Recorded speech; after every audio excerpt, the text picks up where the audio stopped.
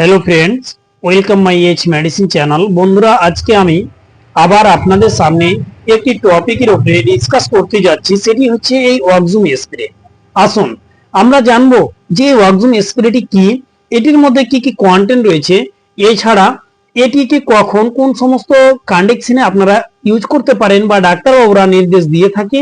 এছাড়া এই মেডিসিন নেওয়ার পরে কোনো কি সাইড ইফেক্ট, কোনো কি ক্ষতি দেখা দিতে পারে, এই বিষয়গুলো আজকে এই ভিডিওর মধ্যে আমি ডিসকাস করব।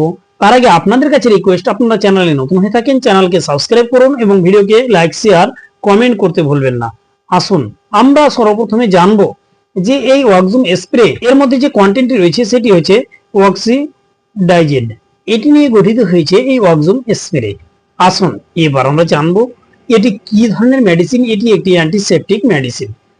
তারপরে আসুন এবার আমরা জানবো এটির ইউজ কখন, কোন সমস্ত কন্ডিশনে ডাক্তারবাবুরা নেওয়ার নির্দেশ দিয়ে থাকে।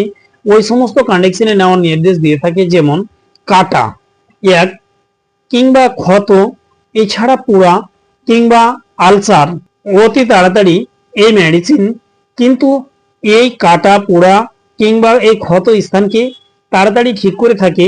এর মধ্যে কি এমন রয়েছে, এর মধ্যে যেই দুইটি পদার্থ রয়েছে সেটি হচ্ছে একটি হাইপোক্লোরাস আর একটি হচ্ছে অক্সিডাইজেড। এই দুটি মিশ্রিত জলের তৈরি।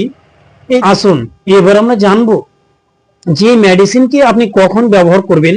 এটিকে ব্যবহার করার নিয়ম আপনার পেশেন্টের উপর ডিপেন্ড করে ডাক্তারবাবুরা কিন্তু তার নিয়মটা ফিক্স করে দেয় কিংবা নির্ণয় করে দেয়। আসুন এবার আমরা জানবো এই মেডিসিনকে আপনি নর্মাল আপনি এটিকে 2 থেকে 3 বার আপনি এটিকে ইউজ করতে পারেন এই দিনের মধ্যে। আসুন এবার আমরা জানবো এই মেডিসিনের নেওয়ার পরে কি কোনো সাইড ইফেক্ট, সেই জায়গাটা কি কোনো সমস্যা দেখা দিতে পারে। সে মতো কিন্তু কোনো সাইড ইফেক্ট বা সমস্যা দেখা দেয় না, কিংবা এর সে মতো সাইড ইফেক্ট নেই, কিন্তু কিছু সংখ্যক ব্যক্তির ক্ষেত্রে কিন্তু সেই জায়গাটা শুষ্ক হতে পারে, এছাড়া চুলকাতে পারে, রেডনেস লাগতে পারে।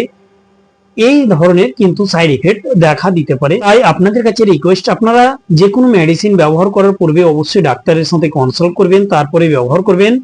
ভালো থাকুন, সুস্থ থাকুন। আসি পরে ভিডিও আবার দেখা হবে।